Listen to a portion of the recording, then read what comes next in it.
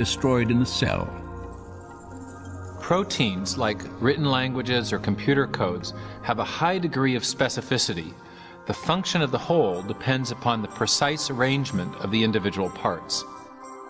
But what produces the precise sequencing of amino acids that gives rise to the specific shapes and functions of proteins? During the 1950s and 60s, discoveries about protein structure forced biologists to confront this mystery. Dean Kenyon believed he could solve it. In his book Biochemical Predestination, Kenyon and his co-author Gary Steinman proposed an intriguing theory. Kenyon wrote, "Life might have been biochemically predestined by the properties of attraction that exist between its chemical parts, particularly between amino acids in proteins." At the time that biochemical predestination came out, I and my co-author were totally convinced that we had the scientific explanation for origins. Kenyon proposed that the chemical properties of the amino acids caused them to be attracted to each other, forming the long chains that became the first proteins, the most important components in the living cell. And this meant that life was effectively inevitable, predestined by nothing more than chemistry. Many scientists embraced Kenyon's ideas, and over the next 20 years, Biochemical Predestination became a best-selling text on the theory of chemical evolution. Yet 5 years after the book's publication, Kenyon quietly began to doubt the plausibility of his own theory. It was during that whole period of time that my doubts about certain aspects of the evolutionary account became apparent. When coming into contact with a powerful counter-argument given to me by one of my students, and I could not refute that counter-argument. Kenyon was challenged to explain how the first proteins could have been assembled without the help of genetic instructions. In living cells today, chains of amino acids are not formed directly by forces of attraction between their parts, the scenario Kenyon envisioned on the early Earth. Instead, another large molecule within the cell stores instructions for sequencing the amino acids in proteins. It is called DNA. Initially, Kenyon believed that proteins could have formed directly from amino acids without any DNA assembly instructions. And that's why so many scientists were excited about his theory. But the more he and others learned about the properties of amino acids and proteins, the more he began to doubt that proteins could self-assemble without DNA. In DNA, Kenyon encountered a molecule with a property he could not explain through natural processes. For locked securely within its double helix structure is a wealth of information in the form of precisely sequenced chemicals that scientists represent with the letters A, C, T, and G. In a written language, information is communicated by a precise arrangement of letters.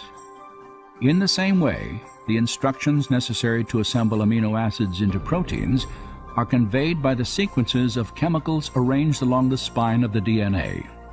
This chemical code has been called the language of life, and it is the most densely packed and elaborately detailed assembly of information in the known universe. Like other scientists working on the origin of life, Kenyon realized he had two choices. Either he had to explain where these genetic assembly instructions came from, or he had to explain how proteins could have arisen directly from amino acids without DNA in the primordial oceans. And in the end, he realized he could do neither.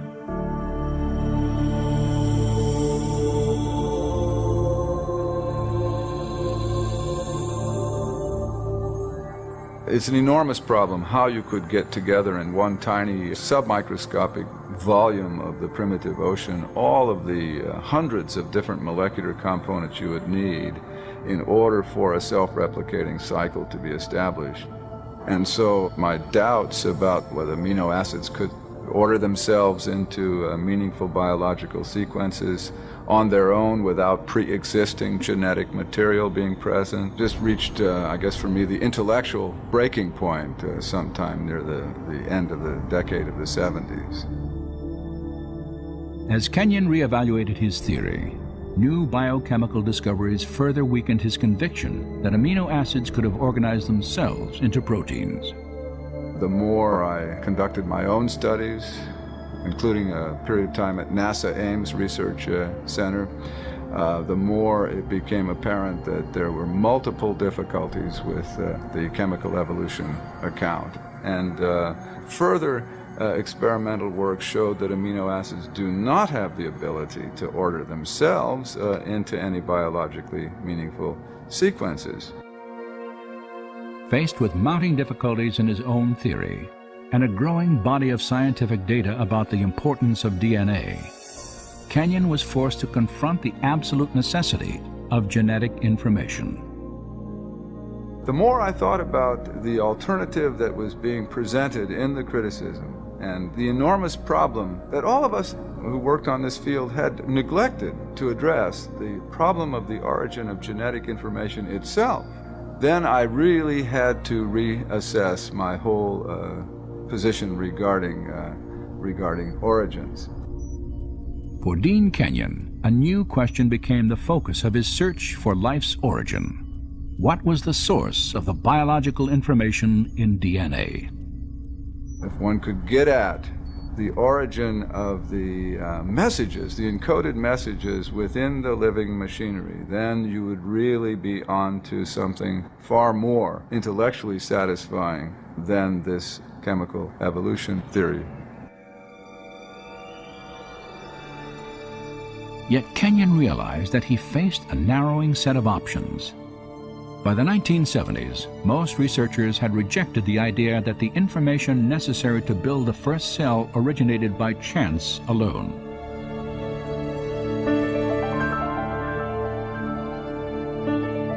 To understand why, consider the difficulty of generating just 2 lines of Shakespeare's play Hamlet by dropping Scrabble letters onto a tabletop.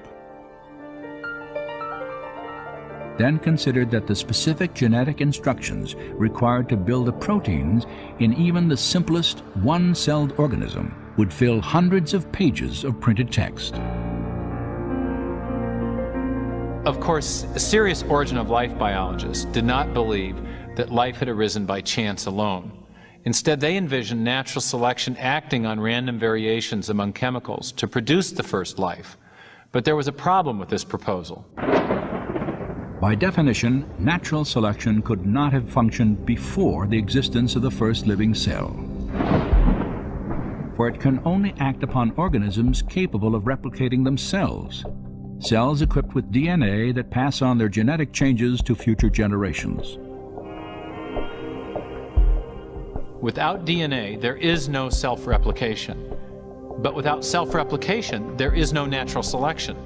So you can't use natural selection to explain the origin of DNA without assuming the existence of the very thing you're trying to explain. Chance, natural selection, and his own theory of self-organization had all failed to explain the origin of genetic information. Now Kenyon saw only one alternative. We have not the slightest chance of a chemical evolutionary origin for even the simplest of cells.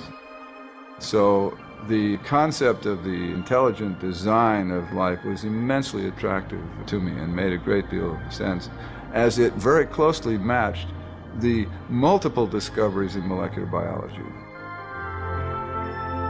In the years since Kenyon's rejection of chemical evolution, science has revealed the details of an entire system of information processing that bears the hallmarks of intelligent design.